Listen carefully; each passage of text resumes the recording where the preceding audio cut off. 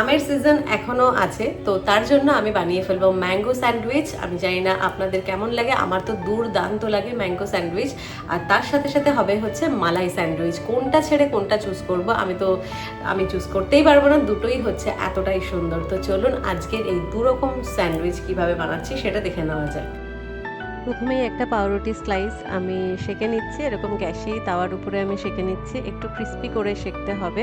তো এই যে রেডি, এবার আমি আমটা কেটে নেব। তো একটা আম নিয়েছি, খোসাটা ছাড়িয়ে নিয়ে একদম সরু সরু পাতলা পাতলা করে কেটে নিতে হবে, এই যে ঠিক এইভাবে।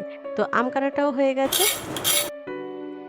এবার আমি দিয়ে দিচ্ছি মাখন, তার উপরে আমের স্লাইসটা, ব্যাস ম্যাঙ্গো স্যান্ডউইচ রেডি।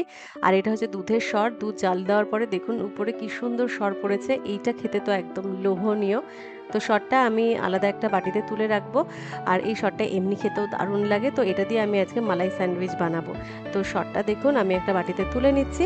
এবার আরেকটা পাউরুটি সেঁকে নিয়েছি, তার মধ্যে দিয়ে দিচ্ছি বাটার, একটু মালাই আর হচ্ছে সামান্য একটু চিনি। তো মালাই স্যান্ডউইচ একদম রেডি।